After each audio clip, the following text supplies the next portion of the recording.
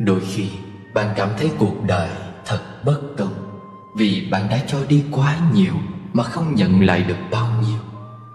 Nhưng thực ra khi bạn cho đi, tức là bạn đã nhận lại rất nhiều rồi đó. Đó chính là những niềm vui vô hình mà bạn không chạm vào được. Đôi khi bạn thắc mắc, vì sao khi người khác buồn, bạn luôn ở bên để xoa dịu vết thương trong lòng họ, nhưng đến khi bạn buồn thì chẳng thể tìm được ai sẵn sàng lắng nghe và thấu hiểu nỗi lòng của mình. Thật ra không có sự bất công nào ở đây hết. Có chăng là bạn có thể nhận lại sớm hay muộn những đền đáp từ người khác mà thôi. Tất cả chúng ta sinh ra và tồn tại trên đời này đều mắc nợ nhau. Cho đi, nhận lại là hình thức luân phiên để trả nợ lẫn nhau. Khi bạn cho đi những điều tốt đẹp thì bạn sẽ nhận được sự bình yên trong tâm hồn. Sự cho đi đích thực chính là cho đi không cần toan tính sẽ nhận lại được những gì. Bạn càng tính toán thì càng cảm thấy bức xúc, tâm càng không tình. Khi ấy bạn vừa phải cho mà vừa không được nhận niềm vui vô hình từ chính bản thân cái cho đi của bạn. Tất cả mọi thứ chúng ta làm cho nhau đều mang tính vay trả, hoặc vô hình hoặc hữu hình. Chúng ta quen biết nhau, yêu nhau, ghét nhau, căm thù nhau là vì có duyên. Cái duyên ban đầu là do trời định, nhưng để gắn bó lâu dài, muốn biến cái duyên ấy thành tình yêu thương thì là do chúng ta quyết định, nhờ vào cái cho đi của mỗi chúng ta. Nhưng bạn nên nhớ rằng trong tình yêu, ta hoặc sẽ nhận được niềm vui hạnh phúc, hoặc sẽ nhận được sự chán chường khổ đau. Tất cả đều trong một vòng tròn luẩn quẩn. Dù biết có thể sẽ nhận lại điều bất như ý, bạn cũng hãy vẫn cứ cho đi. Bởi cho đi tức là bạn đã tự yêu thương mình rồi. Bạn đã hòa mình vào dòng chảy không ngơi nghỉ của cuộc sống và của đời người. Không bao giờ có cái chết, vì nơi tận cùng cũng chính là nơi khởi thủy những mầm sống mới. Trong cuộc đời này, mỗi người có thể lựa chọn công việc mình thích, nơi mình muốn sống, nhưng không thể lựa chọn xuất thân. Có người xuất thân gia đình phú quý, có người được sinh ra trong gia đình nghèo khó. Có người xuất thân quốc gia văn minh giàu có, hòa bình. Có người lại chào đời nơi chiến tranh loạn lạc, lạc hậu, thiếu thốn trăm bề. Chính nghiệp lực, nghĩa là thiện nghiệp và ác nghiệp, khiến con người ta sinh ra trong những hoàn cảnh khác nhau như thế. Tuy nhiên, tình trạng sinh sống của bất kỳ ai cũng có thể thay đổi. Người xuất thân giàu có, nếu không có chí tiến thủ, chỉ biết tiêu tiền, không muốn kiếm tiền, thì sẽ dần sa sút thành nghèo khó. Người xuất thân nghèo khó, nếu liên tục nỗ lực thì sẽ dần vươn đến sự phú quý. Cựu phó tổng thống Mỹ Wilson xuất thân từ một gia đình nghèo khổ. Nhờ được dẫn lối bởi trái tim không ngừng khát khao vươn lên, ông từng bước thoát khỏi bần cùng, rồi bước lên đỉnh cao của thành công. Theo đạo Phật, tướng do tâm sinh, cảnh tùy tâm chuyển. Trong đó, cảnh tùy tâm chuyển tức là một người thất bại không hẳn vì họ không có khả năng hay không có cơ hội, mà vì tự tâm họ đã nghĩ rằng họ không thể thành công. Khi họ gặp khổ nạn, cái tâm sợ khó sợ khổ khiến họ chấp nhận việc cam chịu khuất phục. Người có trái tim rộng lớn bao dung sẽ không cảm thấy khổ nạn là bất công với mình.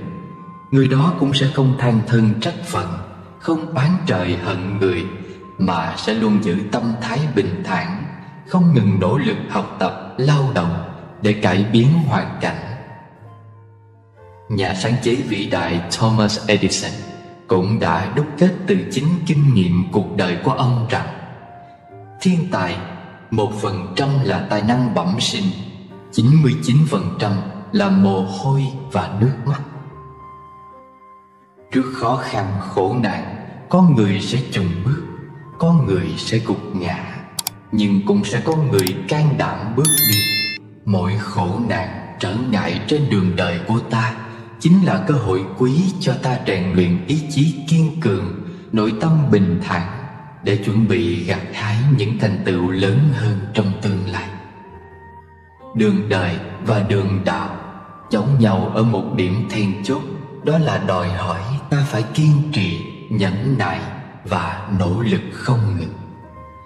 Nếu một người tu hành với tâm thái cầu nhàn, buông lung, dễ vui tức là thường mê đắm trong danh lợi và những sự vui say giả tạm khác, và người đó không cố gắng tinh tấn tu học và vượt qua những nghiệp bất thiện của chính mình, thì việc tu hành của người ấy cũng như nấu cát mà mong thành cơm vậy. Có câu nhất thiết duy tâm tạo. Mỗi năm trôi qua, đừng trách cuộc đời mình sao cứ hoài dẫm chân tại chỗ, mà hãy quan sát tâm thái mình đã chuyển biến được là bao. Nghiêng nghiêng nắng lụa trên đồi, chiều qua chậm chậm bóng thời gian phai. À ơi cát bụi miệt mài, ngủ đi tâm niệm trần ai phiêu bồng. Có một câu chuyện cổ kể rằng một người nọ đứng dưới mái hiên trú mưa, nhìn thấy Quan Âm cầm ô đi ngang qua, bèn cầu xin: Quan Âm Bồ Tát ơi, xin hãy phổ độ chúng sinh một chút, cho con đi nhờ ô một đoạn được không ạ?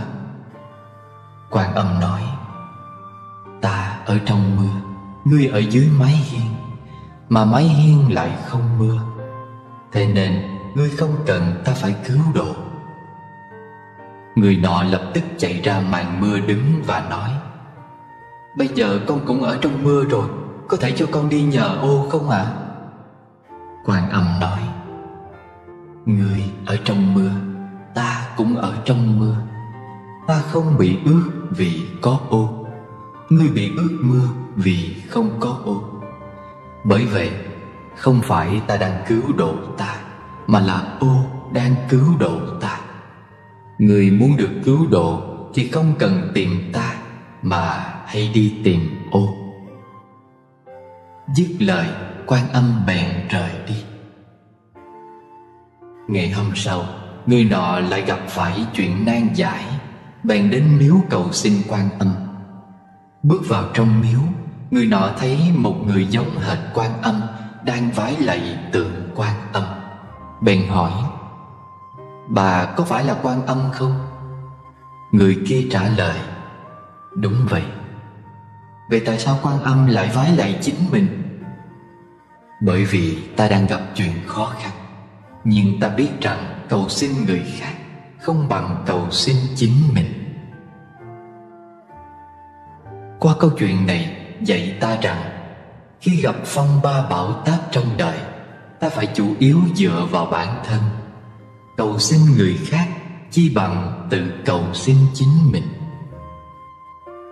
Không nghe, không nói, không nhìn, thật ra chỉ được bình yên nhất thời. Khéo tu lìa bỏ cái tôi, là ô che mát mọi nơi an nhàn.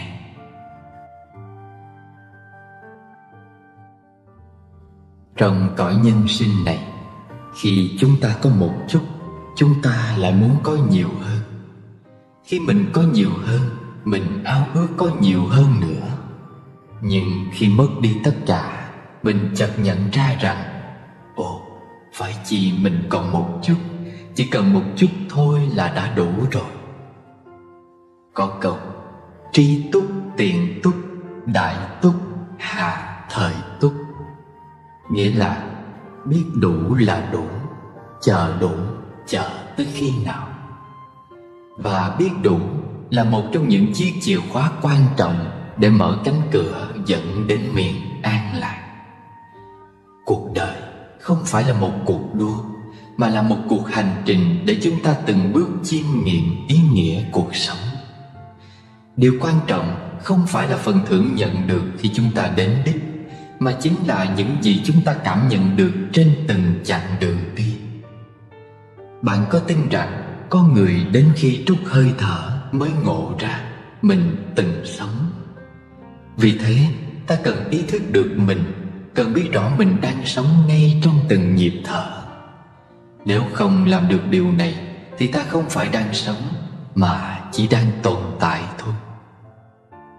Có người vừa thức dậy sau một giấc ngủ dài và cảm thấy mình trưởng thành hơn khi phát hiện ra rằng mình có hai bàn tay, một để giúp đỡ chính mình, một để giúp đỡ những người khác. Điều gì xảy ra khi một bông hoa nở trong rừng sâu, chẳng được ai biết tới hương thơm, chẳng được ai ngắm, chẳng được ai khen đẹp đấy, cũng chẳng có ai chia sẻ niềm vui cùng? Liệu bông hoa có chết không? Có đau khổ không? Có trở nên hoang mang, sợ hãi không? Có tự tử không? Không. Bông hoa cứ đơn giản nở, cứ đơn giản tỏa hương theo gió thôi. Chuyện có ai đi ngang qua khen nó đẹp hay không chẳng liên quan gì đến nó. Nó cứ dâng tặng hương thơm và niềm vui của mình cho đời, cho cái toàn thể bao la. Bạn đã an nhiên, chúng ta đã an nhiên sống như bông hoa hồn nhiên nở và tỏa hương giữa rừng sâu ấy chưa? Và có những câu châm ngôn, những câu danh ngôn mà chúng ta có thể đã biết rồi. Ví dụ như: khi cuộc đời đưa ta một quả chanh chua, đừng sợ, hãy dùng nó nấu ăn hoặc pha một ly nước chanh mát lạnh. Nếu như bạn đón nhận một việc với suy nghĩ bi quan, chán nản, thì những trắc trở trong cuộc sống của bạn chính là những quả chanh chua. Nhưng một khi bạn đón nhận sự việc đó với tinh thần lạc quan, yêu đời và tâm hồn rộng mở, thì những trắc trở sẽ trở thành ly nước chanh tuyệt vời. Nhăn mặt đến quả chanh chua hay thích thú thưởng thức ly nước chanh mát lạnh đều do chúng ta lựa chọn. Thời gian có thể giúp chúng ta lớn lên, nhưng chưa chắc khiến cho người ta trưởng thành. Chỉ khi va vấp và đối mặt với những biến cố trong đời, con người ta mới dần khôn lên và hiểu biết nhiều hơn. Người có trí tuệ khi ở một mình sẽ quản thúc tốt cái tâm của mình, xem đó là cơ hội tốt để tự kiểm điểm bản thân. Khi tiếp xúc với người khác, người đó sẽ biết quản tốt cái miệng của mình, xem đó là cơ hội để khiêm tốn, học hỏi.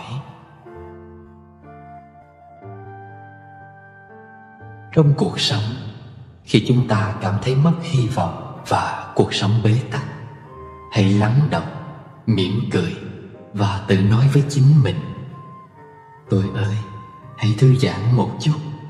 Đây chỉ là khúc quanh chứ không phải đường cùng. Tất cả những điều mình có trong đời sống này đều là tạm bợ. Nếu được hanh thông, hãy vui hưởng vì nó sẽ chóng qua. Nếu không thuận lợi, đừng lo lắng vì nó sẽ không kéo dài. Đạo đức không phải như bánh xe dự phòng để ta lấy ra làm bình phong khi xã giao bên ngoài. Đạo đức nên luôn như bánh lái để ta đi đúng đường suốt cuộc du hành ngang qua cõi tạm này. Khi người khác giúp ta giải quyết vấn đề nào đó thì hãy cảm ơn, nhưng đừng đặt niềm tin vĩnh viễn vào họ. Để khi họ không thể giải quyết những vấn đề của ta, thì ta vẫn có thể tin vào khả năng và sức lực của tự chính mình. Bạn cũ là vàng, bạn mới là kim cương. Nếu ta có kim cương, đừng quên vàng, vì muốn giữ được kim cương, ta luôn cần vàng để bọc kim cương. Tình bạn như một quyển sách, chỉ cần vài phút để đốt đi, nhưng cần đến vài năm để viết. Sự lo lắng không giúp bạn dẹp bỏ được sự khó khăn ngày mai, nhưng sẽ lấy đi sự bình an hiện tại. Cho nên hãy sống đơn giản, nói năng nhân hậu và thương yêu chân thành. Chúng ta đều biết xe hơi có kính trước lớn hơn nhiều so với kính chiếu hậu. Đời người cũng vậy, quá khứ của chúng ta không quan trọng bằng tương lai. Tuy nhiên, thỉnh thoảng ta cũng nên nhìn vào quá khứ để lấy chút kinh nghiệm, để biết sống trọn vẹn với hôm nay và định hướng được ngày mai, phải không? Và hãy nhớ, khi chúng ta cầu nguyện cho người khác, vũ trụ sẽ lắng nghe lời cầu nguyện ấy và chuyển năng lượng lành của ta đến người đó. Thế nên, những khi ta cảm thấy bình an, hạnh phúc, hãy nhớ rằng có thể có ai đó trên đời đã cầu nguyện cho ta. Có đôi lúc ta hãy nên nhìn ngắm thế gian này bằng đôi mắt trẻ thơ, để nghe tiếng thương yêu từ sâu thẳm, chỉ cái nhìn nhân thế hết bơ vơ.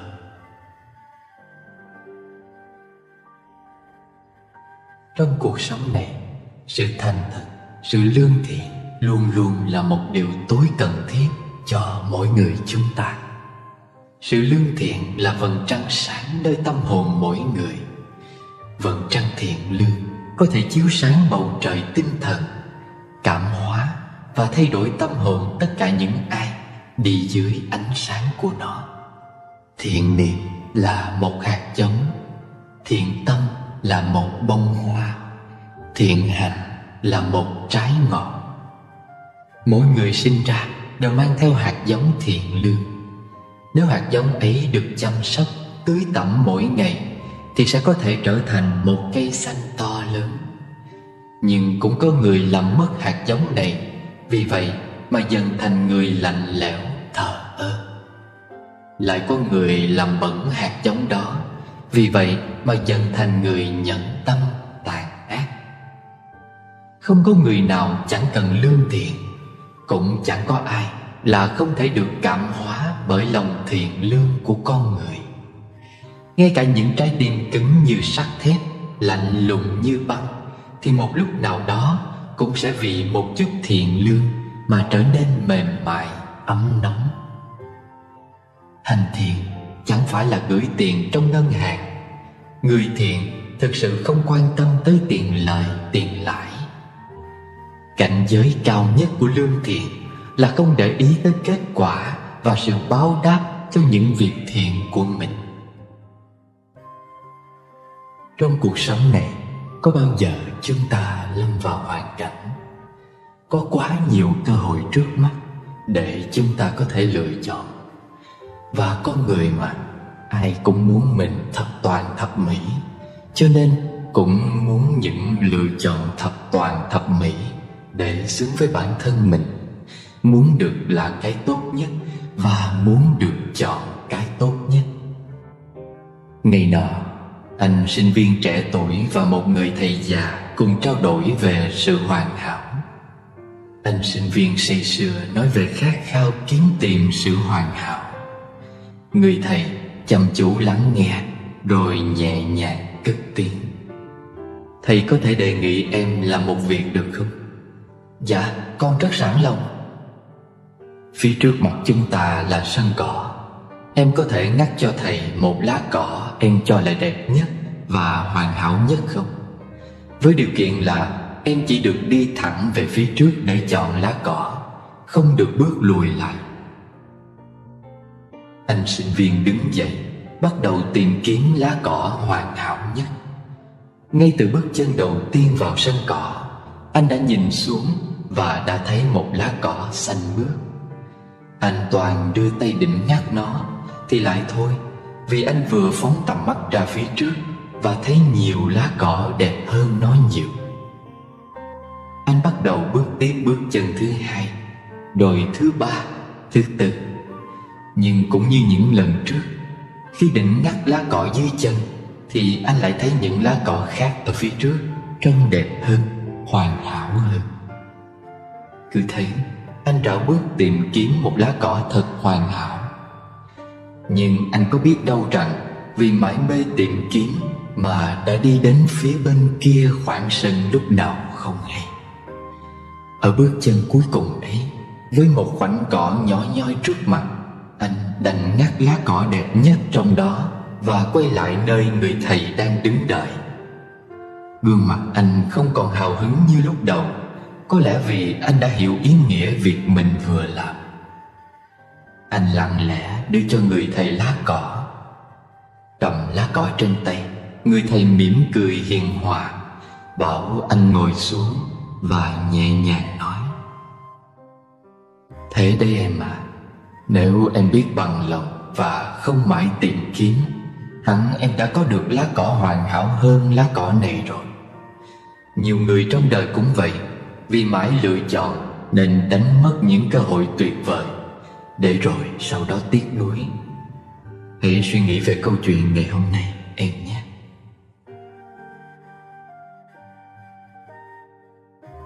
Có khi nào bạn thử một lần lắng động ngồi quan sát thế gian? Có thể bạn sẽ nhận ra dường như cuộc đời chẳng bao giờ ngưng biến động, như thể sống không ngừng vỗ bờ. Lắm khi những đợt sống phiền muộn, bất an nhiều hơn những đợt sống vui vẻ, bình yên. Có lẽ cũng vì thế mà có người cầm tờ báo rồi bảo: "No news is good news." Không có tin tức gì tức là tin tốt. Nhưng có một điều rất lạ rằng ngay cả sống yên biển lặng, nhiều người vẫn không cho đó là hạnh phúc. Họ không thể ngồi không, nhất định phải khuấy lên những sóng gió não phiền để cảm thấy mình tồn tại, để được người khác quan tâm, chú ý. Lẽ nào tâm hồn con người nghèo nàn đến thế sao? Lẽ nào ta sống cả đời với cái bản ngã như của người hành khất, luôn đi tìm hạnh phúc từ khổ đau, rồi lại trở thành nạn nhân của chính bản ngã ấy ư? Một trong những bí quyết để sống trong bình an, hạnh phúc chính là biết cách đơn giản hóa những vấn đề phức tạp, biết an nhiên đón nhận mọi sự và tận hưởng trọn vẹn mỗi phút giây bình yên, vui vẻ trong đời, ngay bây giờ và tại đây. Cứ đơn giản những vấn đề phức tạp, cuộc sống này thư thái nhẹ nhàng hơn. Đừng phức tạp những vấn đề đơn giản, hồn thơ ngây nào nhúm chuyện đau buồn. Mưa rồi nắng, nắng mưa đời vẫn vậy, tại lòng mình sống dậy mới đau thương. Nhìn vạn sự cuốn theo dòng trôi chảy, kìa vô ưu vẫn đẹp giữa vô thường. Niềm vui dù quá lớn sẽ dần dần trôi qua, và nỗi đau cùng cực rồi cũng tiện phôi pha. Biết thế đừng tự phụ vì thành công hôm nay, cũng không sầu ủ rũ lúc gặp điều không may. Sao trẻ con hay khóc mà hiếm khi chúng buồn, người lớn năng cười cợt giữa tiếng lòng lệ tuôn.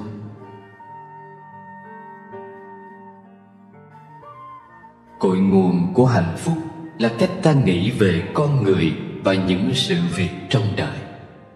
Hãy rèn luyện những cách nghĩ sau đây để gây dựng một đời sống an nhiên dài lâu. Trong đời, ta khó tránh khỏi việc bị người khác phán xét và chế nhạo những khuyết điểm của mình.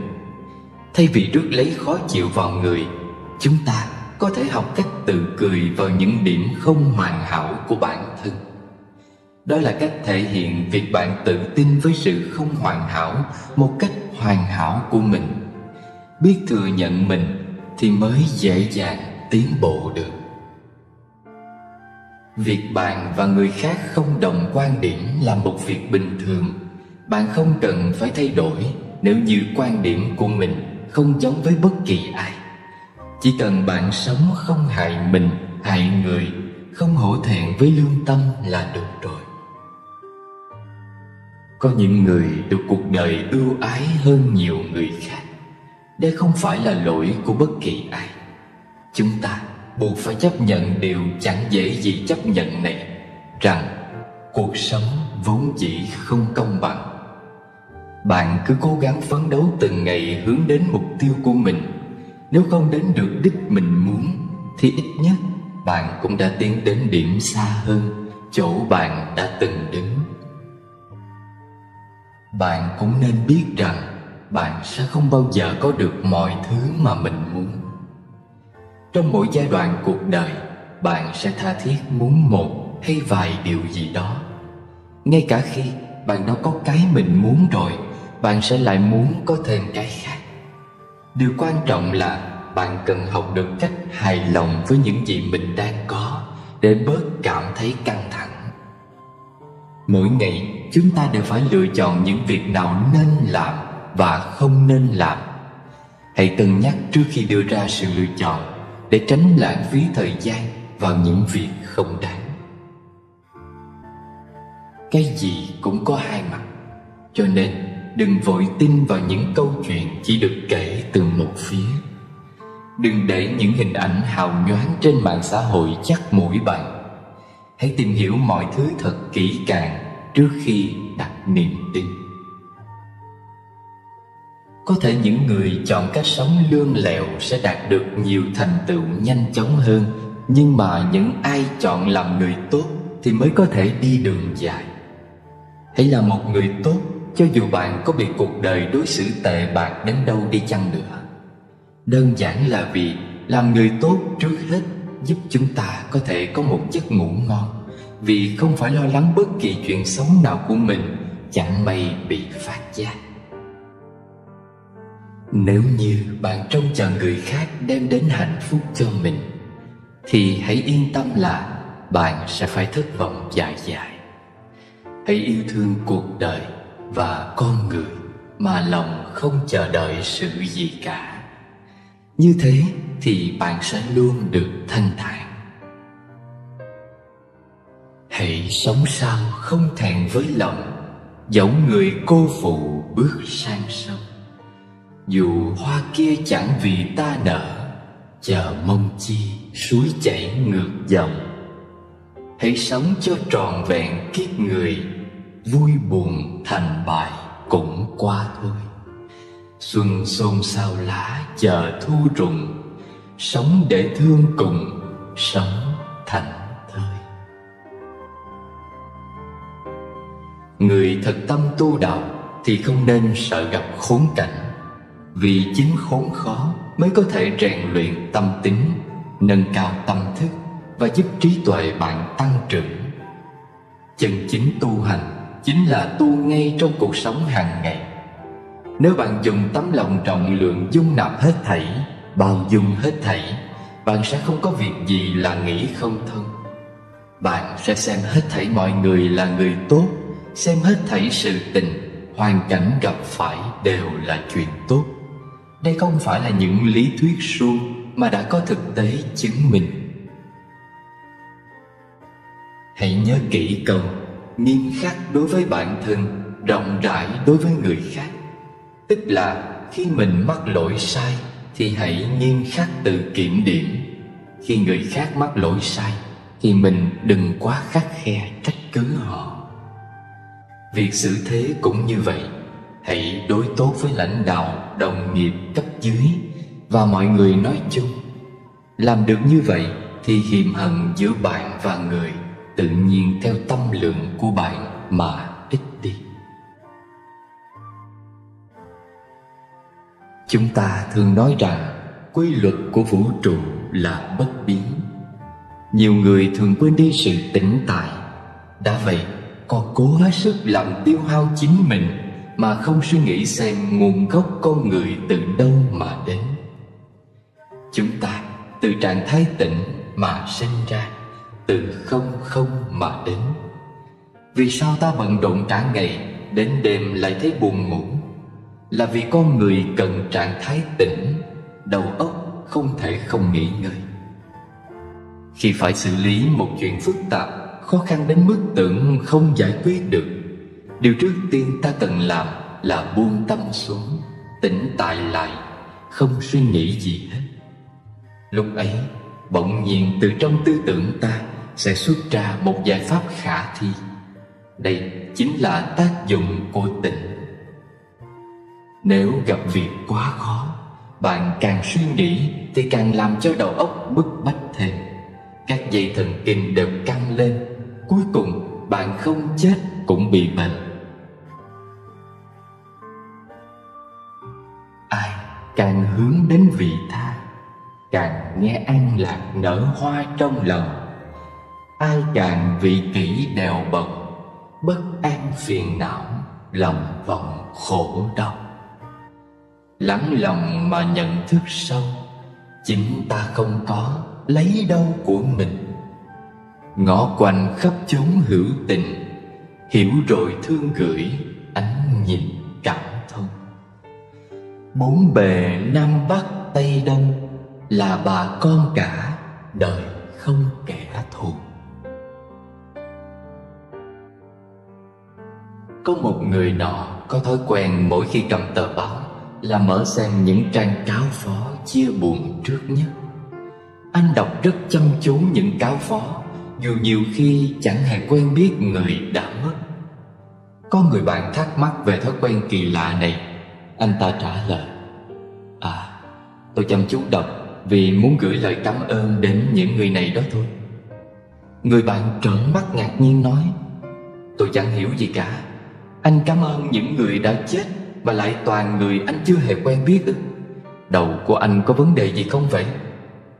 Người nọ thông thả trả lời: đúng vậy, tôi trân trọng cảm ơn họ vì sự ra đi của họ đã nhắc nhở tôi đừng quên rằng kiếp người vốn vô thường.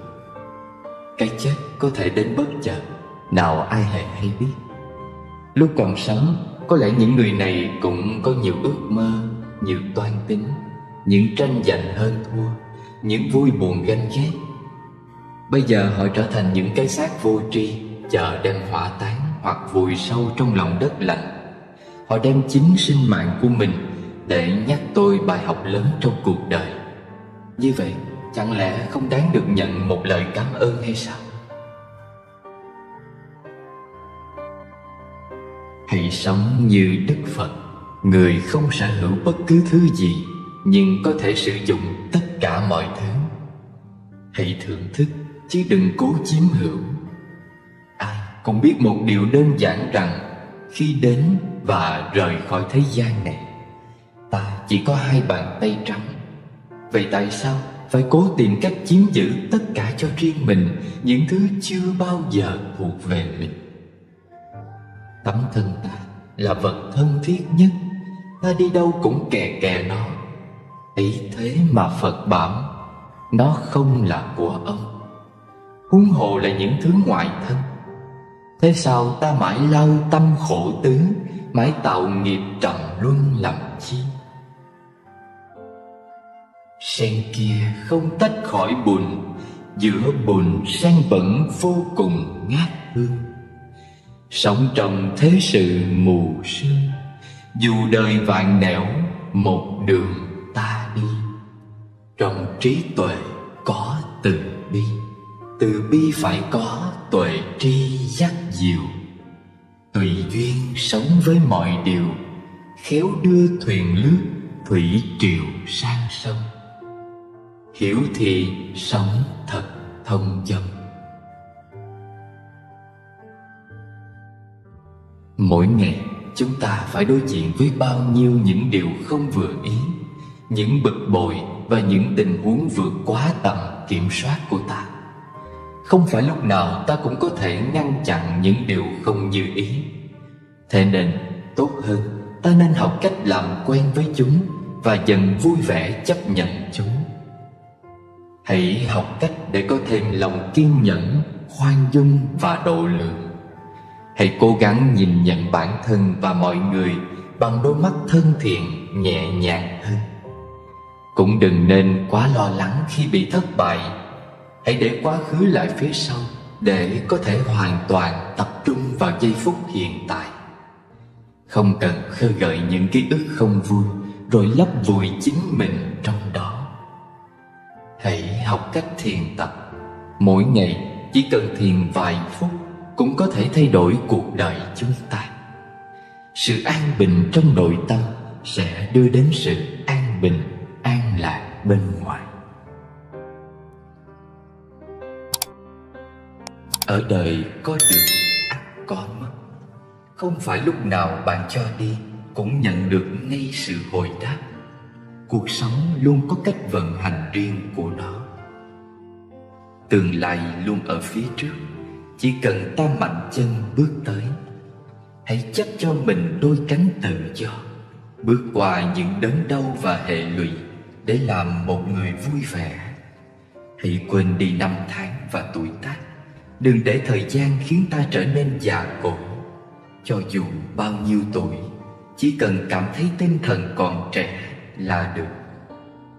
Vượt qua sự cám dỗ của danh lợi, vì chúng vốn là vật ngoài thân và có hạn. Thường ai cũng muốn mình có một chút danh tiếng, một chút lợi lộc, rồi tranh nhau giành lấy. Rồi khi không được như ý, lại quay sang oán trách cuộc đời không công bằng với mình. Thật ra, sống một cuộc đời đơn giản và bình thường mới là hạnh phúc lớn nhất. Và bất kỳ ai cũng nên có một người bạn.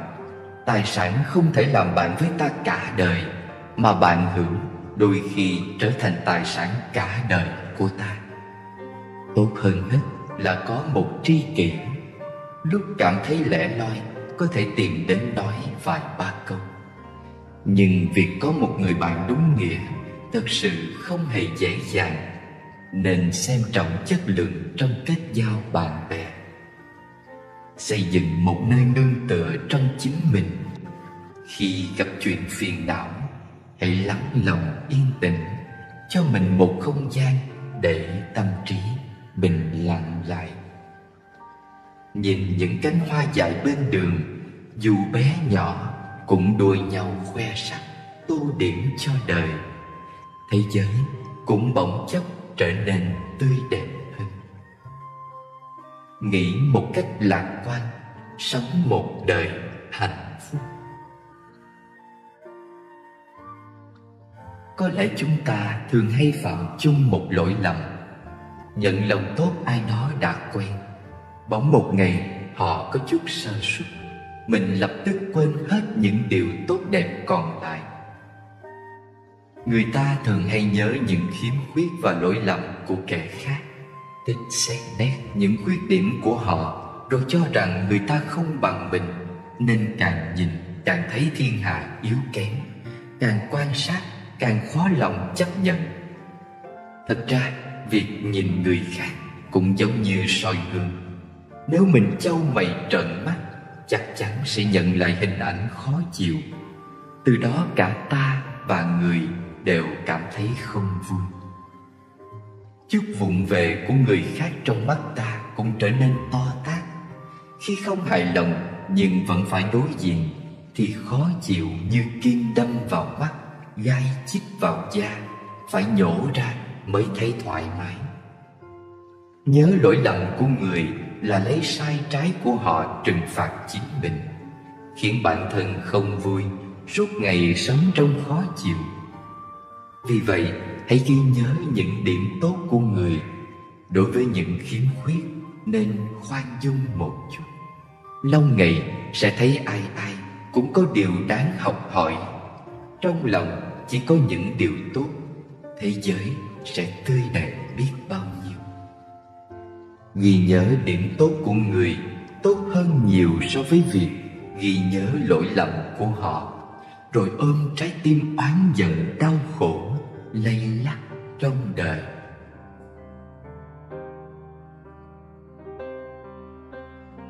Sống ở đời, dù bạn tốt đẹp thế nào cũng không thể nhận được sự yêu thích của mọi người. Bất luận bạn sống tốt thế nào, cũng sẽ có người khen kẻ chê. Dù bạn làm thành công ra sao, người ta cũng sẽ bình phẩm tốt xấu. Có người hâm mộ, sẽ có người ghét bỏ.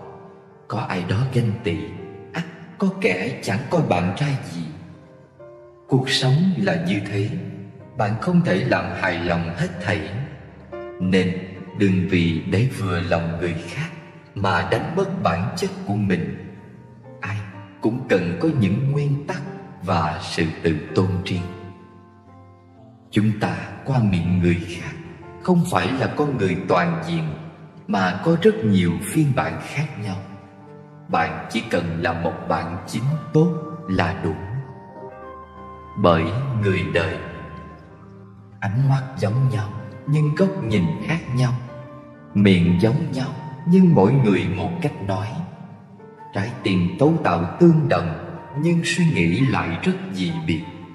Tiền của giống nhau nhưng cách chi tiêu mỗi người một thị hiếu. Đúng, sai, phải, trái, tốt, xấu là do lập trường không giống nhau.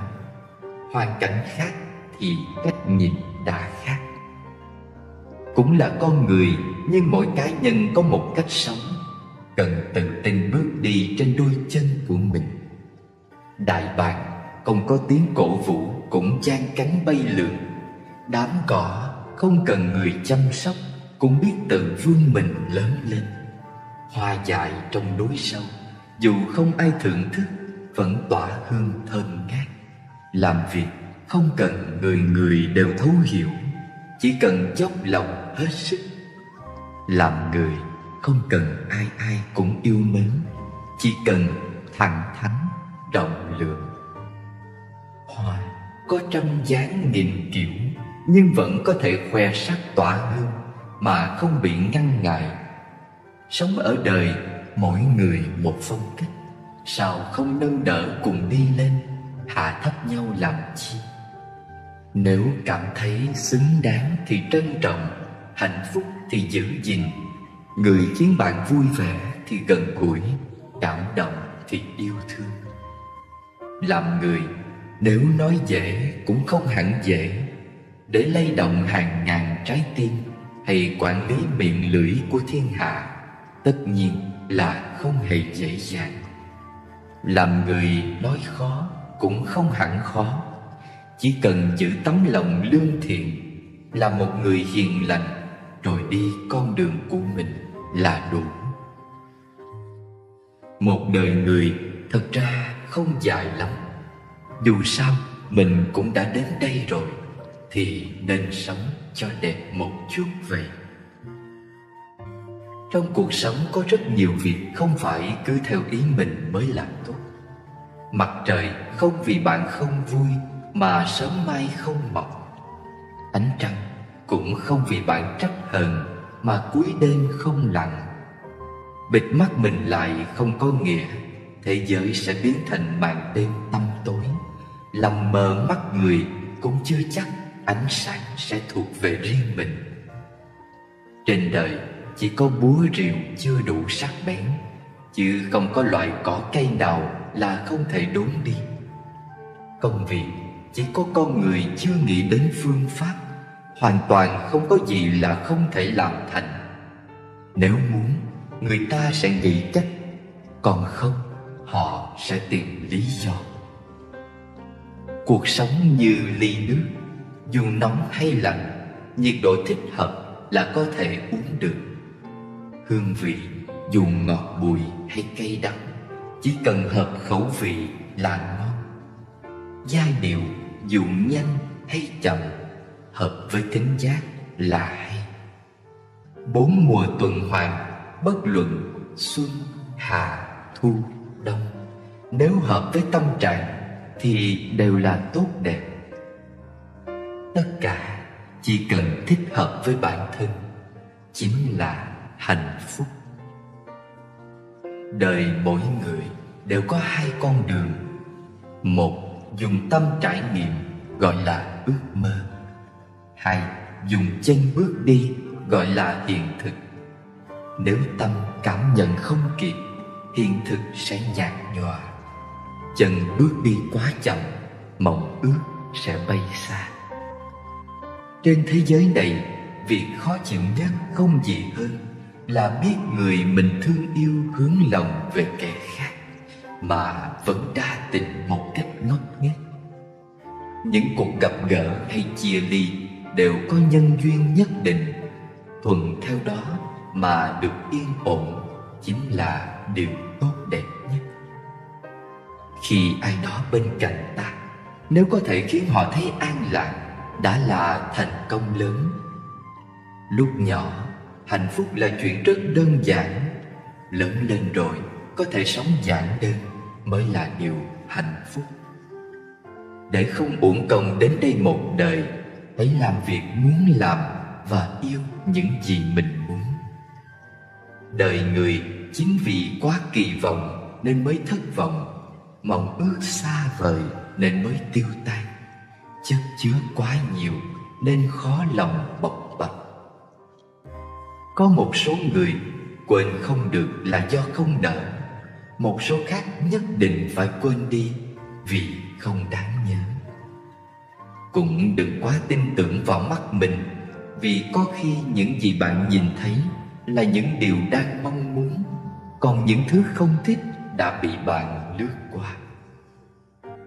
Thật ra, người bị hiểu lầm không hề mất mát gì. Kẻ nhìn nhận sai người khác mới thực sự mất đi cơ hội. Chúng ta đều nghĩ rằng mình làm chủ cuộc đời này, mà quên mất cuộc sống vốn phải cần rất nhiều người phối hợp. Cũng đừng vì cái lợi trước mắt mà đánh mất tương lai lâu dài. Nên nhớ những gì có được nhờ vào sự hy sinh của kẻ khác thì không bao giờ bền vững. Đời người rất ngắn ngủi, không có thời gian cho việc tiếc nuối. Đừng quá bận lòng với những người hoặc việc khiến mình phiền muộn, dù chỉ là một phút. Nếu chưa có kết quả cuối cùng, hãy mỉm cười và mạnh chân tiến về phía trước. Nhân thế gặp gần, nhớ tặng người bên cạnh chút ấm áp. Mưa gió cuộc đời, hãy dành cho mình chút lạc quan. Nếu biết cách yêu đời, khéo dung hòa mọi thứ, thì dần dần niềm vui và hạnh phúc sẽ lan tỏa ra xa. Đời người không phải cuộc chạy đua, mà chính là chuyến du lịch. Cuộc đua quan trọng ở đích đến, còn chuyện trong chơi cần quan tâm đến phong cảnh bên đường. Tâm trạng tốt thì cảnh vật theo đó cũng sẽ đẹp hơn. Bất luận hôm nay gặp bao nhiêu khó khăn, hãy vững tin rằng chỉ có hôm qua là không thể trở lại, còn ngày mai chắc chắn sẽ đến. Một đời như chuyến xe hướng đến phần mộ của mình. Không ai có thể cùng ta đi trọn cuộc hành trình, bao gồm cả người thân, gia đình và bạn hữu. Nếu may mắn có người cùng đi một đoạn, khi họ phải tạm biệt xuống xe, dù không đành lòng cũng nên cảm kích và vẫy tay từ biệt. Vì trạm sau chắc chắn sẽ có người khác đồng hành với bạn. Cà phê đắng hay ngọt là do mình bỏ đường hay thêm muối. Một niềm đau thương không nằm ở chỗ làm sao quên đi, mà phụ thuộc vào việc bạn có đủ dũng khí bước qua để đến với cái mới hay không mà thôi. Đời người cũng giống như một ly trà, mới uống vào sẽ cảm thấy đắng chát, nhưng đó chưa phải là tất cả. Đi qua những đắng chát sẽ cảm nhận được vị ngọt nhẹ nhàng. Chúng ta sợ dĩ mệt mỏi là vì cứ do dự giữa kiên trì và buông bỏ.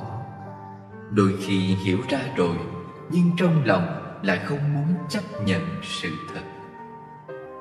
Ai bước vào cuộc đời bạn là bởi duyên nghiệp chi phối, nhưng việc gắn bó lâu dài hay ra đi vội vã là do bản thân mình quyết định. Không giải thích mới nhẹ nhàng, không cố chấp mới khai thông, và không hoàn mỹ mới là cuộc đời. Đừng đổ lỗi cho người khác, không cười nhạo bất kỳ ai, cũng chẳng cần ngưỡng mộ họ. Mặt trời chiếu sáng thì ta sưởi ấm, mưa gió nổi lên thì tìm chỗ trú ẩn. Thực hiện mong ước của mình, đi con đường mình lựa chọn, thế giới sẽ thanh bình. Khi một người cố tình làm đau bạn, hãy tha thứ cho họ, nhưng đừng bao giờ đặt niềm tin vào đó nữa. Vì tha thứ cho người là bỏ qua cho mình. Nhưng nếu lại tiếp tục tin tưởng mù quáng, chính là trao cho kẻ khác thêm cơ hội tổn thương bạn.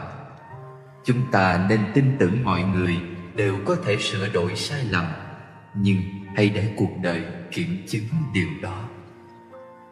Dù cuộc sống có 1000 lý do để lo buồn, bạn cũng hãy tìm 1001 câu chuyện khiến mình được vui. Dù thế giới tàn khốc đến đâu, điều bạn cần làm cũng chỉ là giữ lấy một trái tim nhẹ nhõm. Hãy bỏ qua hết những người và việc bất như ý, sống với giây phút hiện tại của chính mình. Nếu biết tự chăm sóc bản thân, không ỷ lại vào người khác, cứ kiên trì tiến lên, chắc chắn bạn sẽ nhìn thấy ánh sáng và sự ấm áp trên đoạn đường phía trước. Cuộc sống không phải là chiến trường, nên không cần phải phân định thắng thua. Giữa người với người, nếu cảm thông tăng lên thì hiểu lầm sẽ giảm xuống. Giữa việc với việc, nếu nhường nhịn tăng lên thì đấu tranh sẽ giảm xuống. Có một số việc cần phải nhẫn, có một số người cần phải nhường, không thể tranh giành thấp cao. Không nhất thiết phải cầu xin sự tán đồng và thấu hiểu của ai cả, vì mỗi người đều có quan điểm và cá tính riêng. Chúng ta thường quá xem trọng bản thân, mới có chuyện lo buồn về việc được mất, rồi cho rằng người khác không hiểu mình. Thật ra, làm người cần phải biết xem nhẹ cá nhân, giảm một chút tự ngã và đặt mình vào vị trí người khác để nghĩ, sẽ thấy cuộc đời dễ thương hơn rất nhiều. Cho nên mới nói, càng mở lòng ra thì niềm vui càng lớn, bao dung càng rộng, sẽ nhận được càng nhiều. Đừng bàn luận chuyện sau lưng người khác, cũng không cần quá để tâm đến những lời đồn thổi về mình. Vì một người vô dụng thì không có gì để nói. Càng xuất sắc sẽ càng bị để ý và bị bình phẩm. Ở đời, nhận lỗi là một dạng thành thật, còn bỏ qua là một kiểu phong độ. Nếu bạn gửi đi thành thật mà không nhận được phong độ, chứng tỏ đối phương có phần tầm thường và thô tục. Miệng lưỡi người khác chúng ta không thể khống chế được. Việc dễ dàng nhất là giữ cho mình một tấm lòng nhẹ nhõm, rồi bước qua những rối rắm cuộc đời. Để cuộc sống vui vẻ, phân nửa phải tỉnh táo, phần còn lại đôi khi cũng cần một chút ngớ ngẩn. Nhiều lúc không cần phân định quá rõ ràng, bởi có những việc nhìn rõ rồi lại không muốn làm. Có những người hiểu thấu rồi lại không muốn kết giao.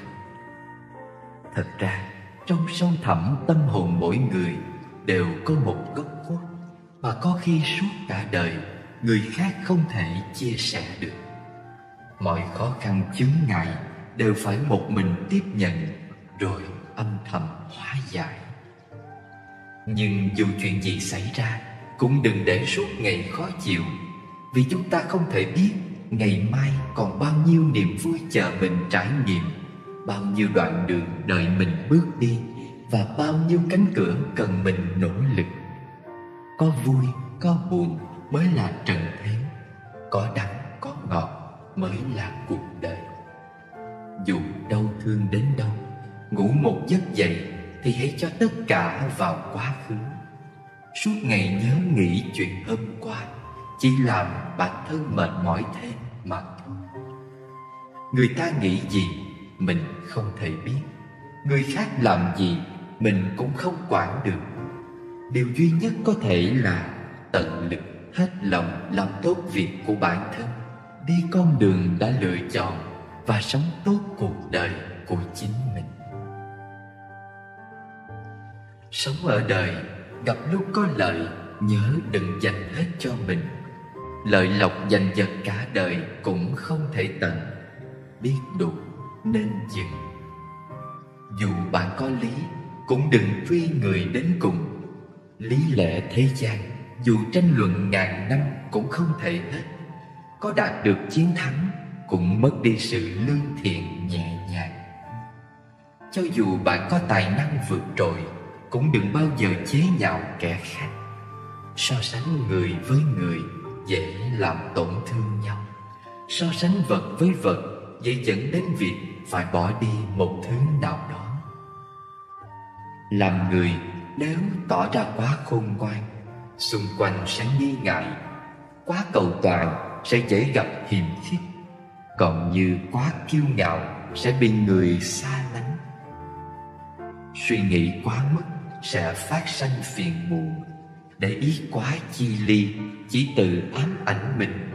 Truy cầu quá nhiều mới khiến bản thân mỏi mệt. Chỉ khi nào trong lòng thấy hạnh phúc thì ngày tháng mới thông dong. Thân tâm tự tại mới thấy cuộc đời là đáng sống. Đời người có 3 chiếc chìa khóa cần thiết: đón nhận, thay đổi và rời xa. Nếu không thể đón nhận nên thay đổi. Thay đổi không được thì rời xa vậy. Người lạc quan thường dùng nụ cười để khỏa lấp những điều bất như ý. Kẻ bi quan chỉ biết trách hờn mà quên mất niềm vui sự sống. Đừng cứ hỏi người khác tại sao, hãy tự vấn bản thân có tư cách gì. Mọi người tốt với mình là bởi mình cũng tốt với họ, hoặc là bạn có ý nghĩa nhất định nào đó. Đừng hy vọng tất cả đều hiểu mình, vì ai cũng có sở thích và mối bận tâm riêng. Chỉ cần bạn hiểu mình đang làm gì và hướng đến mục tiêu nào là được. Hãy hoàn thiện chính mình, tạo giá trị cho bản thân. Thế giới sẽ tự nhiên trân quý bạn. Chúng ta, những con người bằng xương bằng thịt, khó tránh khỏi những lúc sức cùng lực kiệt. Một trái tim nhỏ bé, yếu đuối sẽ có khi cảm thấy thương tổn, đau lòng. Nhưng không phải hễ có bao nhiêu uất ức thì đều phải phơi bày lên khuôn mặt. Càng không thể hễ gặp khó khăn là phải tìm người kể khổ. Nếu mọi nỗi đau đều có thể quên đi thì chẳng ai muốn giữ mình thanh thản. Nếu mọi vết thương đều có thể liền sẹo thì cần chi những cấm kỵ trên đời. Hãy nhớ rằng bạn cũng là một người bình thường. Lúc cơ thể mỏi mệt cần phải biết nghỉ ngơi. Khi trong lòng bị tổn thương cần phải được điều trị. Mọi việc chỉ cần bản thân đã cố gắng hết lòng thì kết quả thế nào cũng không cần hối hận. Bởi trên đời có rất nhiều việc không phải mình muốn là được, không nên làm khó bản thân. Cuộc sống chỉ có một con đường chúng ta không thể lựa chọn là đầu hàng. Có một lối đi không thể từ chối là trưởng thành. Bước qua một trắc trở sẽ có thêm một kinh nghiệm. Khắc phục được khó khăn giúp ta thêm kiên cường. Cuộc đời nếu có thể bớt chút so sánh, bớt chút toan tính, bớt chút oán hờn, bao dung nhiều hơn, thấu hiểu nhiều hơn, cho đi nhiều hơn, thì mỗi ngày đều là một ngày mới và thế giới sẽ trở nên yên bình. Chúng ta đến thế giới này tự trung chỉ có 2 việc lớn: sanh và tử. Một việc đã hoàn thành, chỉ còn lại một thôi, nên không cần phải gấp. Những gì đủ duyên ắt đến, xong rồi thì tan.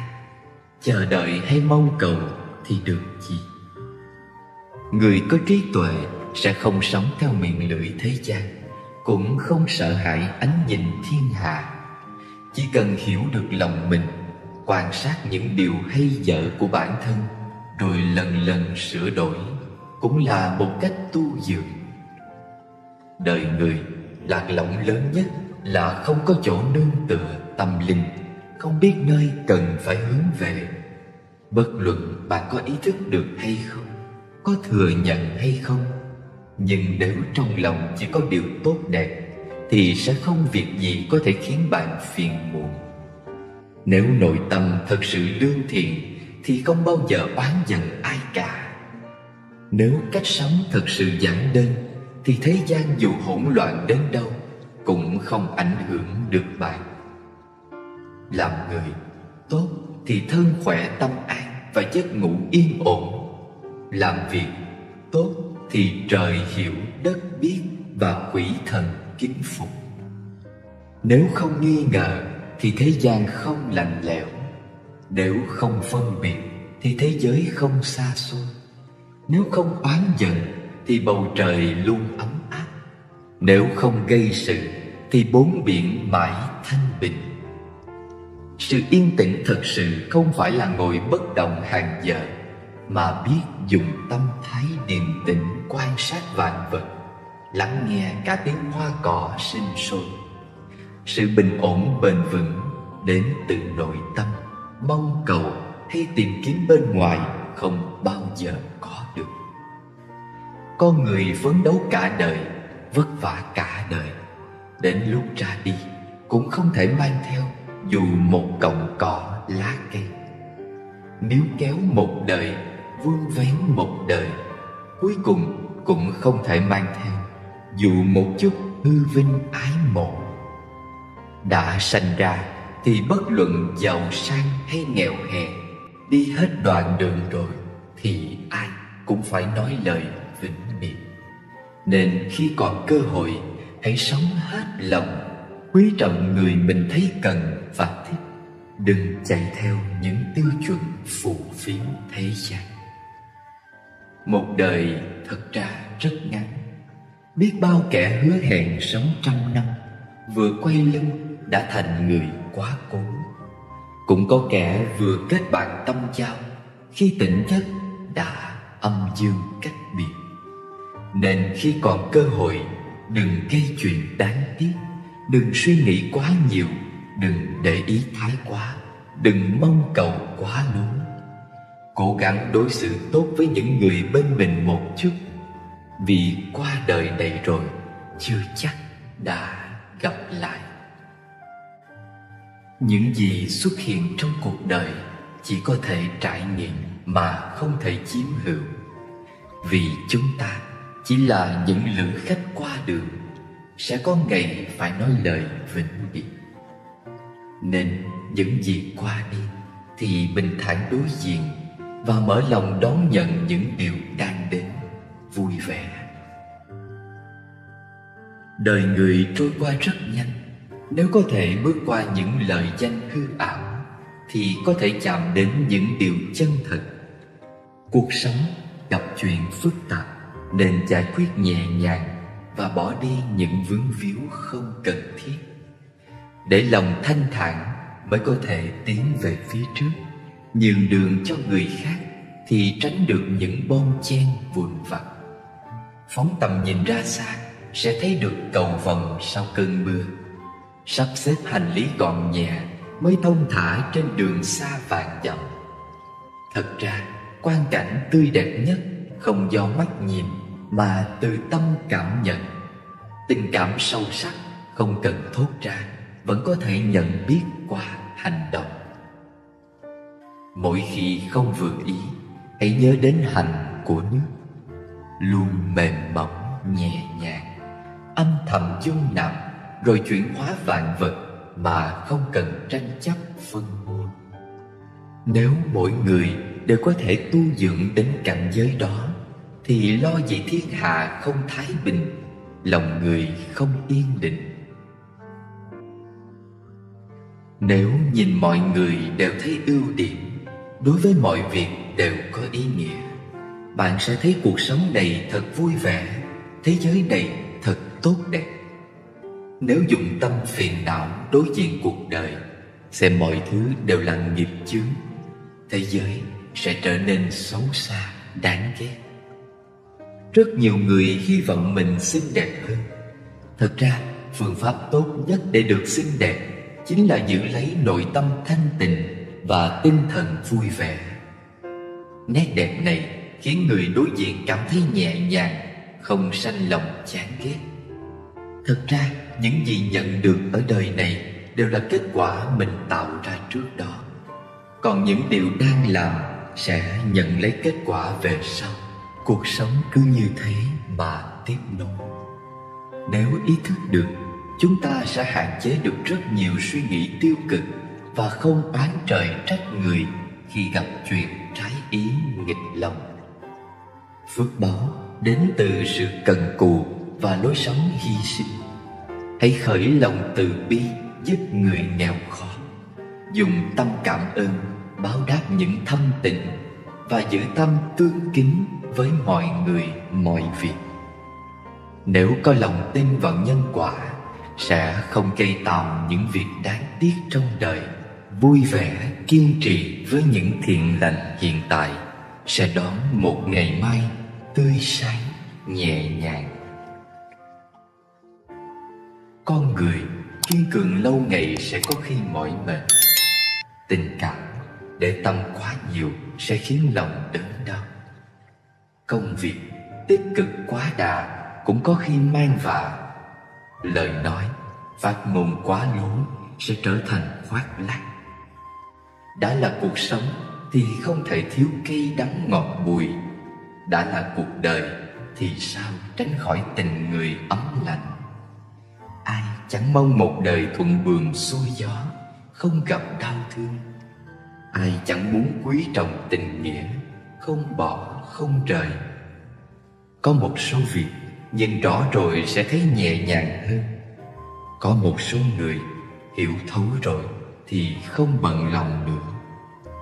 Làm người nhiều lúc không nên quá rạch ròi. Có khi hết lòng hết dạ vẫn bị trách hờn. Cứ thoải mái vô tư thì không gì vướng bận. Chỉ cần trân trọng người trước mặt, làm tốt việc của mình, chân thành lương thiện, không thẹn với lòng, tất cả sẽ có sự hồi đáp xứng đáng. Làm người, tiền bạc ít một chút cũng được, nhưng đừng để ý chí nghèo hèn. Đừng vì thiếu tiền mà tầm nhìn hạn hẹp. Dù không thể đạt đến vinh quang thì cũng nên làm một người hữu dụng.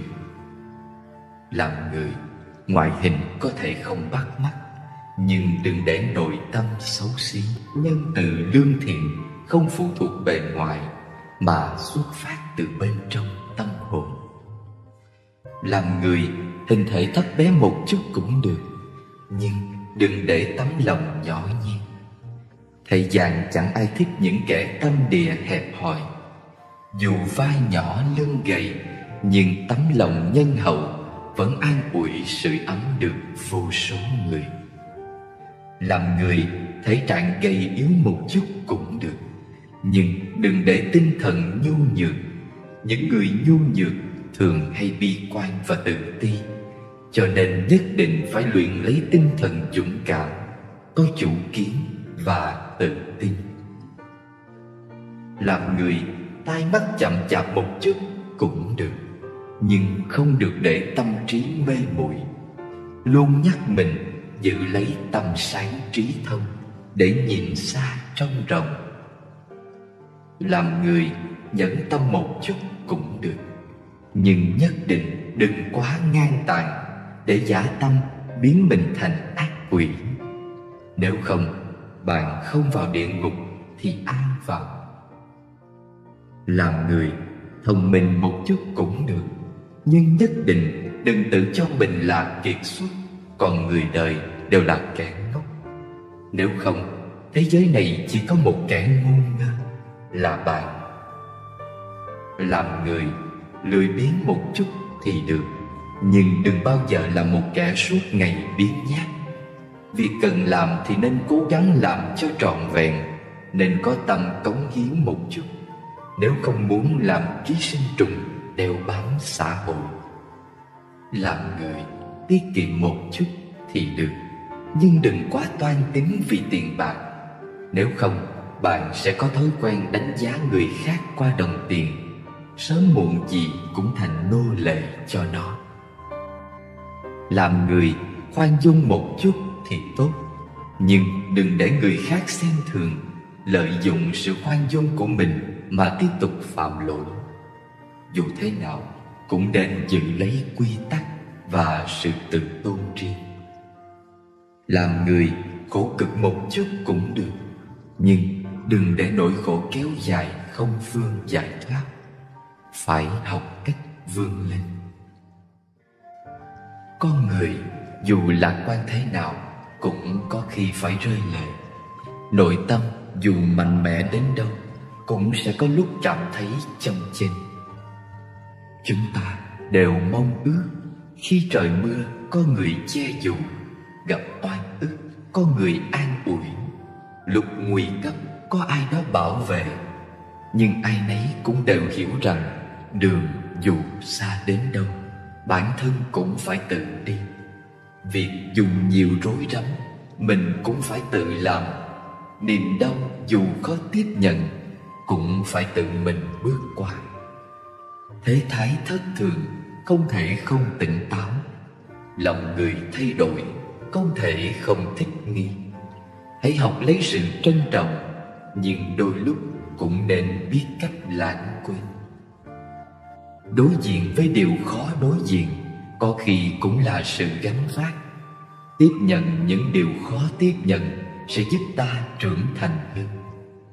Dù lòng người thường hay yếu đuối, cũng nên cố gắng tập sống thật mạnh mẽ, vì không ai có thể thay thế ta sống trọn cuộc đời này.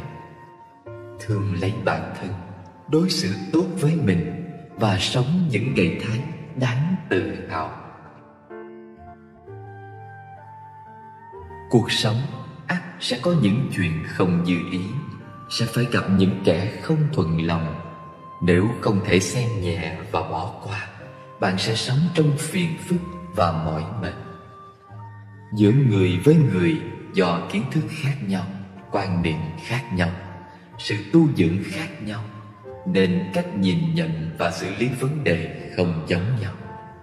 Vì thế, đôi khi có sự đụng chạm, xung đột hay mâu thuẫn với nhau cũng là chuyện bình thường. Những lúc như thế, tha thứ trở thành phong độ, thành một cách tu dưỡng, là một cây dù có thể bảo vệ, giúp bạn bước về phía trước trong mưa gió bão bùng. Tha thứ cho người khác đôi khi cần một chút hy sinh, một tấm lòng rộng lượng hay một chút thiệt thòi. Đó hoàn toàn không phải nhu nhược hay yếu đuối, mà để con đường bạn đi rộng rãi và thoáng đãng hơn. Cuộc sống cũng giống như bầu trời, không thể lúc nào cũng trong lành để bạn vui thích, mà đôi khi sẽ u ám khiến bạn phiền muộn. Cuộc sống cũng không thể tặng mãi cho bạn những điều may mắn và hạnh phúc. Có lúc nó sẽ bắt bạn nếm đủ những cây đắng ngọt bùi. Vì thế, hãy mở lòng mình ra, tập nếp sống thứ tha, bước qua những người và việc khiến bản thân phiền muộn. Bạn sẽ thấy mình đang đứng ở trên cao và nhìn ra xa tận cuối chân trời. Con người thông thường vì quá xem trọng dục vọng của mình mới phải quan tâm thái quá đến phản ứng của kẻ khác. Khi mong cầu không được toại nguyện, liền cảm thấy bi thương. Người có lòng tham càng lớn sẽ càng trở nên yếu đuối. Kẻ chú ý đến lợi ích của mình bao nhiêu sẽ có nhiều toan tính bấy nhiêu. Muốn đạt được càng nhiều sẽ thấy mất mát càng lớn. Bao nhiêu tổn thương cũng từ tham dục mà ra. Nếu lòng tham của chúng ta nhỏ lại, người khác sẽ không thể đoán định được và lợi dụng nó để phục vụ cho mục tiêu của họ. Nếu dẹp bỏ được lòng tham, những phiền não không có chỗ bám víu sẽ phải tự rời đi, và chúng ta sẽ được tự tại. Đừng chờ đợi người khác giúp đỡ bạn về mặt kinh tế, vì tiền bạc đối với ai cũng là không đủ dùng, nên học cách cho đi. Bạn bè giúp đỡ nhau là việc tốt, là đạo nghĩa. Nếu họ không giúp cũng là chuyện bình thường. Không nên có tâm oán giận, vì chẳng ai nợ bạn cả. Hãy luyện cho mình một tinh thần độc lập, kiên cường, lạc quan và hạnh phúc. Vì rốt cuộc cũng chỉ có chính mình mới liên quan trực tiếp tới chuyện sống chết của bản thân. Phải học lấy tính kiên cường. Đừng bao giờ nhìn sự giàu nghèo mà kết bạn. Dù người ta có tiền vạn bạc tỷ cũng chẳng liên quan gì đến bạn. Đừng biến mình thành đầy tớ của kẻ khác. Trên đời có những người dù chỉ có một cái bánh cũng có thể vì bạn mà bẻ làm đôi. Phải học cách nhìn người. Bạn có thể tin tưởng trên đời này vẫn có loại tình yêu trung trinh tiết liệt, nhưng nó chỉ thuộc về Ngưu Lang chức nữ, Lương Sơn Bá, Trúc Anh Đại hay Romeo và Juliet, bởi họ đều chết rất sớm. Còn chúng ta lại sống lâu hơn, nên biết cách giữ gìn. Đừng quá cố chấp vào bất kỳ chuyện gì. Thế giới này không phải dành riêng cho bạn. Địa cầu này chẳng phải chỉ vì một mình bạn mà quay. Vì thế đừng cố bám víu vào những cái đang có. Chúng ta quá lắm cũng chỉ là những lữ khách hồng trần, sanh ra không mang gì đến, chết đi cũng chẳng mang được gì theo đâu. Nên học cách buông xả. Tiền tài là để tiêu xài, đủ chi dùng là phước đức. Bằng quá nhiều sẽ biến thành mối lo lắng bất an. Nhà cửa là để trú ngụ, đừng biến thành gánh nặng trong đời. Bất luận lớn hay nhỏ, người ở trong đó thấy vui là được. Nhà ở đâu không quan trọng, có hoa thơm cỏ dại chính là vị trí tốt nhất. Xe cộ là phương tiện đi lại, đừng biến thành công cụ để khoe khoang. Lái xe gì không quan trọng, miễn đi bình an, về vui vẻ là được. Danh thế là kết quả của sự phấn đấu rèn luyện, không phải đặc quyền. Có danh thế vừa phải chính là phúc phận, bởi danh quá cao, thế quá mạnh thì cũng khó lòng được yên. Ăn uống vốn để nuôi dưỡng con người cũng là một dạng thuốc thang, không nên quá hoang phí. Ăn uống vừa đủ thì bổ dưỡng, bằng quá độ sẽ tổn hại cơ thể của chính mình. Con người sống một đời rốt cuộc nhận ra được những gì. Cuộc sống không nhất thiết phải quá sung túc giàu sang, mà chỉ cần mỗi ngày trôi qua đều có ý nghĩa. Hạnh phúc không đến từ sự so bì với người khác, mà dùng tâm từ từ cảm nhận. Niềm vui vững bền không đến từ bên ngoài, mà xuất phát từ nội tâm của mỗi người. Lúc rơi xuống hố sâu cuộc đời, khi lâm vào tình huống khó khăn, đừng buồn rầu, cũng đừng nản chí. Hãy nghĩ đến một người luôn có sức mạnh tiềm ẩn là chính mình. Trên đời không có con đường nào là bằng phẳng, mà luôn thấp thoáng đâu đó những khúc quanh. Bạn nhất định phải băng qua nó và tiến thẳng về phía trước. Một chút quanh co đó không phải để khuất phục, mà là cơ hội giúp bạn luyện tính kiên cường. Dù đêm qua có bao nhiêu tiếng khóc không lời, thì khi mặt trời thức giấc, thành phố cũng vẫn người xe rộn rã. Vì thế hãy tin tưởng, khó khăn nào rồi cũng qua đi, ngày mai nào cũng sẽ là một ngày mới, chắc chắn. Tâm trạng dù tồi tệ đến đâu cũng nhớ đừng viết lên khuôn mặt, vì chẳng ai muốn đọc đâu. Công việc dù mệt mỏi thế nào cũng đừng trách móc thở than, vì có ai làm thay bạn đâu mà. Hoàn cảnh dù nghèo cùng khổ tận cũng không nên than hèn kể khó, vì không ai vô cớ cho bạn tiền cả. Dù thất vọng cũng đừng gục ngã, hãy nghĩ đến sự mong đợi của cha mẹ và người thân mà tiếp tục cố gắng. Dù chán nản cũng đừng buông xuôi, vì vấn đề không phải ở công việc mà là chính mình, nên trân trọng mỗi sự lựa chọn của bản thân.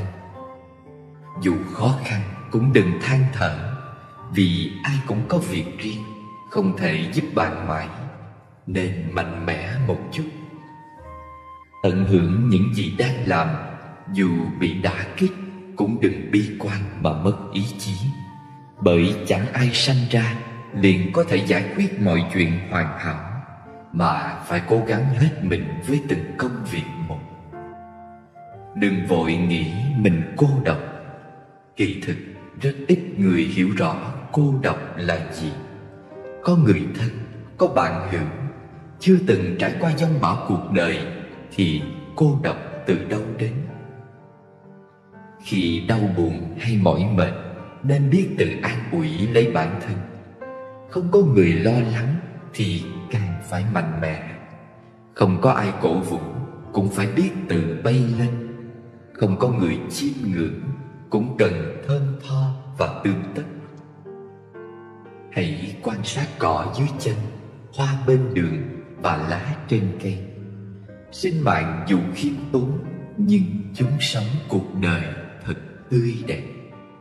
Sinh mạng dù vô thường ngắn ngủi, cũng không nên tùy tiện xem thường, vì không ai mua được sức khỏe cả. Có thời gian nên ngắm sông núi mênh mông để tinh thần được thư thái. Đừng quá khắc nghiệt với những việc quanh mình, vì mọi sự tồn tại đều có lý do riêng của nó. Đừng bình luận kẻ khác, đặc biệt là người mình chưa hiểu. Chúng ta chỉ có tư cách góp ý đối với những người bên cạnh mà mình thương yêu. Lúc tức giận thì không nên nói chuyện, vì sau đó ta thường hối hận về những lời đã lỡ thốt ra. Nên tha thứ đối với người từng làm mình tổn thương, nhưng nhất định đừng cho họ cơ hội tái phạm. Cuộc sống dù vất vả nhọc nhằn cũng đừng đánh mất lòng tự tin, vì những gì tươi đẹp đều đang ở phía trước. Phẩm chất dù cao quý hay hư hỏng tột cùng, cũng nhớ đối xử hiếu thuận với mẹ cha, vì mai kia chắc chắn bạn cũng sẽ trở nên già yếu. Đừng quên người giúp đỡ mình, đừng hận người đã từng yêu, và đừng bao giờ lừa dối người trao lòng tin cho bạn. Giữa người với người có thể gần cũng có thể xa. Giữa việc với việc có thể phức tạp cũng có thể đơn giản. Giữa tình cảm với nhau có thể sâu cũng có thể cạn. Đừng mong cầu người đối xử với mình đặc biệt, cũng chẳng nên hy vọng họ sẽ bớt đi những toan tính. Cuộc sống có người nói ít làm nhiều, cũng có kẻ sẽ chỉ biết khua chân múa tay. Bạn đừng quá bận lòng, chỉ cần quản tốt việc bản thân, làm những việc cần làm, đi con đường nên đi, giữ gìn sự lương thiện, nuôi dưỡng lòng chân thành, khoan dung với mọi người, nghiêm khắc với bản thân. Còn lại thuận theo nhân duyên là được. Đức Phật từng nói, với người vô duyên, dù nói bao nhiêu lời cũng là thừa. Còn như đã hữu duyên thì chỉ cần xuất hiện, bạn cũng có thể thức tỉnh mọi giác quan của họ. Có một số việc vừa phân trắng đen đã trở thành quá khứ, Có một số người giận hờn vài ngày đã trở thành dĩ vãng. Có những nỗi đau vừa cười lên đã tan thành bọt nước. Có những hoàn cảnh nhờ chịu chút thương đau mà trở nên kiên cường. Đôi khi hôm nay là việc lớn, ngày mai nhìn lại chẳng có gì đáng kể. Năm nay quan trọng, sang năm sẽ thành thứ yếu. Chuyện vĩ đại đời này, đời sau người ta xem là truyền thuyết. Mỗi chúng ta nhiều nhất cũng chỉ là câu chuyện của một người. Vì thế trong cuộc sống hay công việc, nếu gặp chuyện không vừa ý, hãy nói với bản thân: hôm nay sẽ qua đi, ngày mai rồi cũng đến. Hãy buông bỏ tất cả để bắt đầu ngày mới.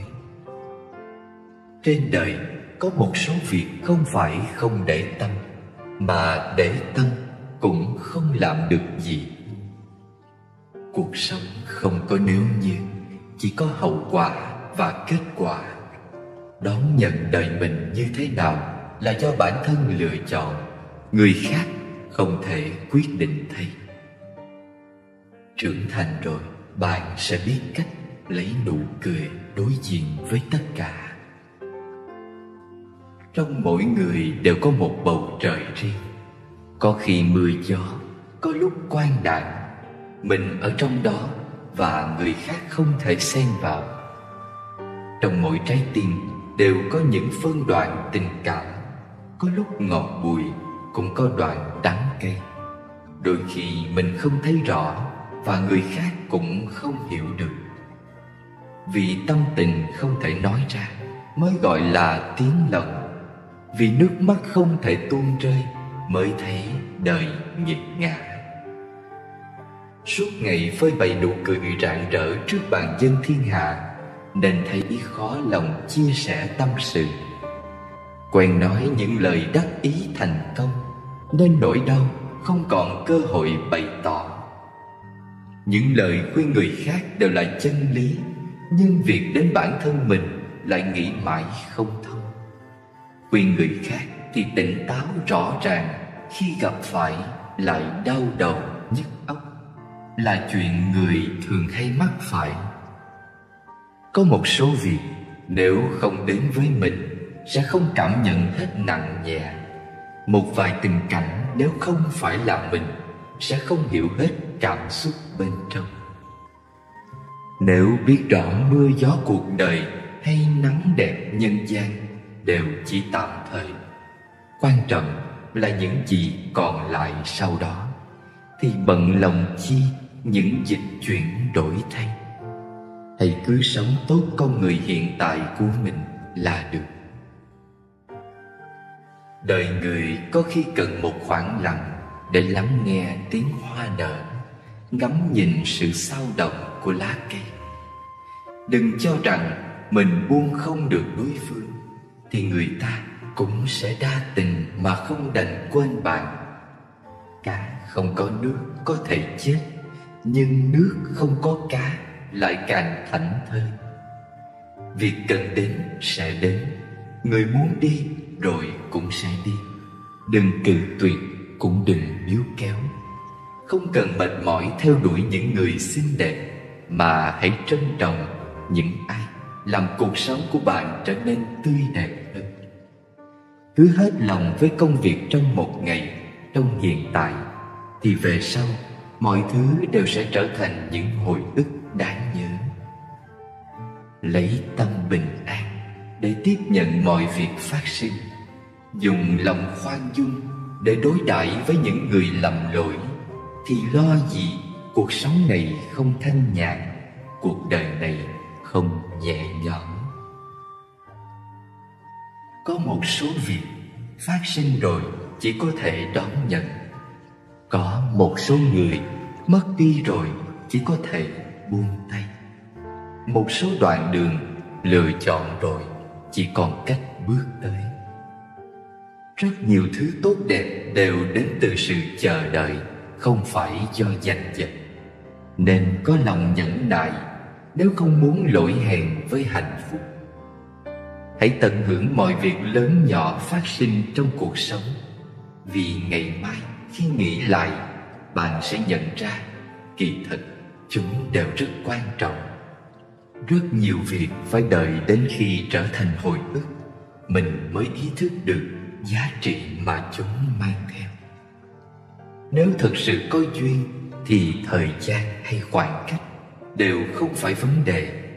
Còn đã vô duyên thì dù có gặp rồi cũng mỗi người một hướng. Có lẽ một người cần đi qua rất nhiều đoạn đường, trải nghiệm nhiều vinh hoa và bao nỗi vất vả mới có thể trưởng thành. Khi nhìn rõ một người mà không nói ra, bạn sẽ hiểu được ý nghĩa của sự tha thứ. Không thích ai đó mà không trở mặt, bạn sẽ cảm nhận được đỉnh cao của sự tôn trọng.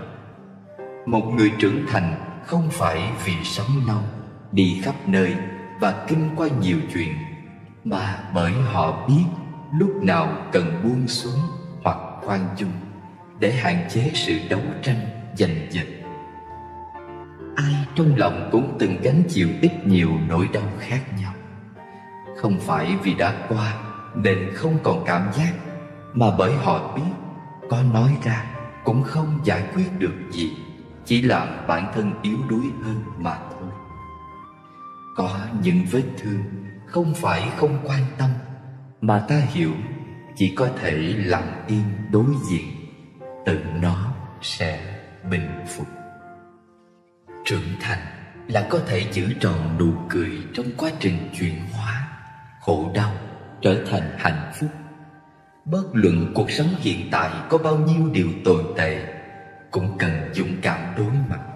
Đừng nghĩ chuyện lẩn tránh, càng không nên nguyền rủa oán than. Vì tất cả là để bạn trưởng thành, cần biết cách tận dụng lấy. Tôi tin rằng nhiều khi một mối quan hệ chấm dứt không phải bởi chúng ta thay đổi, mà là duyên phận đã không còn. Những câu chuyện nói hoài không xong thì nay đã hết. Những ấm áp từng có chỉ là chuyện ngày xưa. Những cảm xúc đã qua chỉ còn trong quá khứ. Không phải người trở mặt vô tình, cũng không phải do mình qua cầu rút ván. Chỉ là giữa chúng ta không còn những kiểu ước hẹn âm thầm như trước. Tôi cũng tin rằng con người ai cũng có mặt ích kỷ và một khoảng độ lượng. Một người rơi lệ là vì đâu? Một người đau là vì quan tâm. Một người quan tâm vì có tình cảm. Một người có tình cảm vì họ là một con người. Có tình cảm, có quan tâm, từng đau và rơi lệ chứng tỏ bạn là một con người hoàn chỉnh.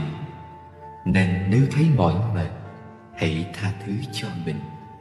Vì chúng ta cũng chỉ là một người bình thường, không cần phải tỏ ra mạnh mẽ đến bất khả xâm phạm.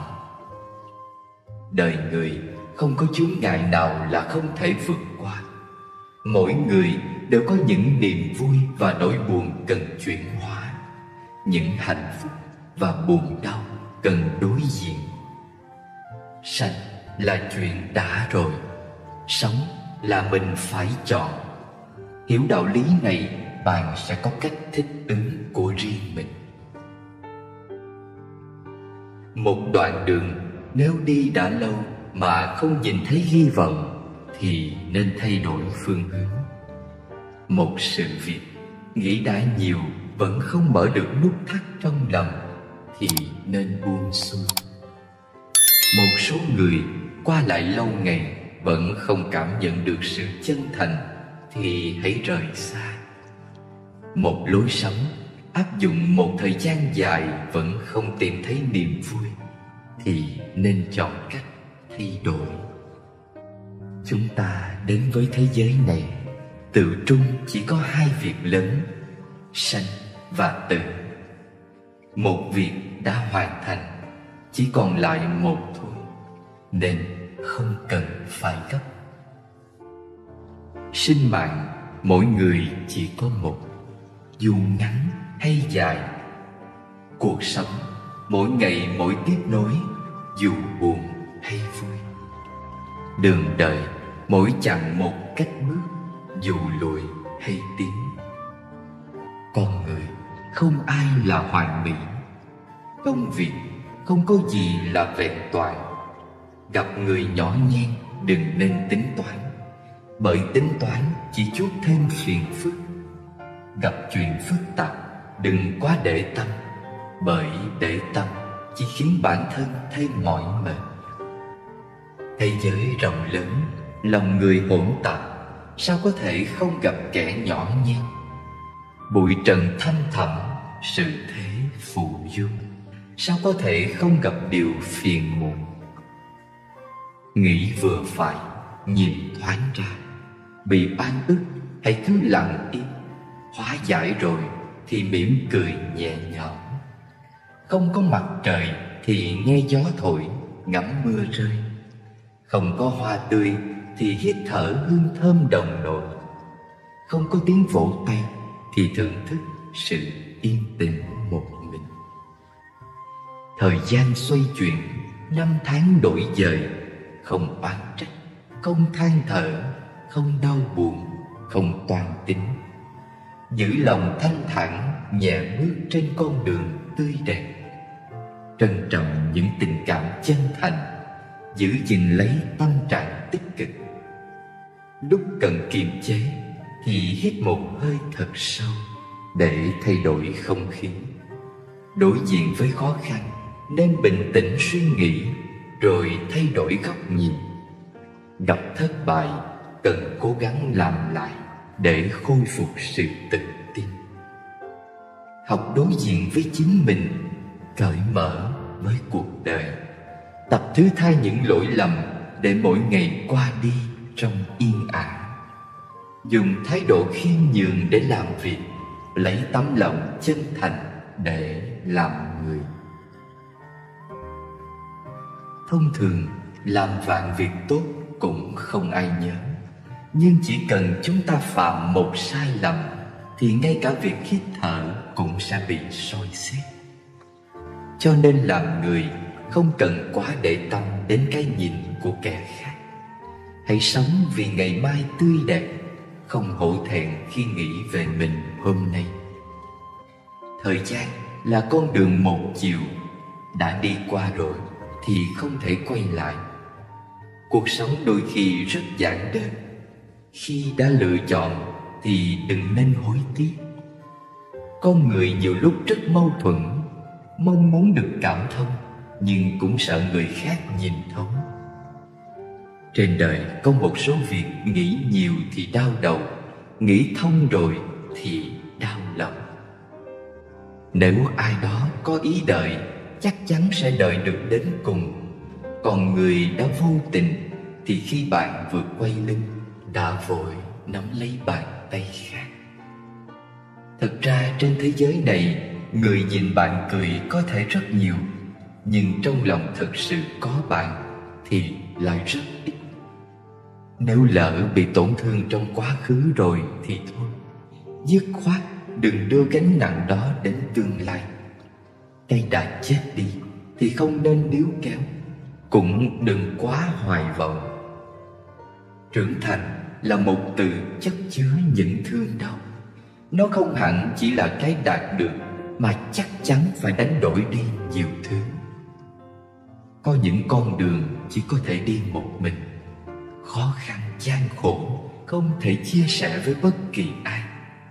Hãy trân trọng những giây phút ấy, vì dù sao chúng ta cũng chỉ có một đời để sống. Hãy thôi ảo vọng xa xôi, không cần lo buồn chuyện đã qua. Chẳng nên mơ mộng việc chưa tới. Hướng trọn tâm tư về hiện tại, giây phút này chính là bình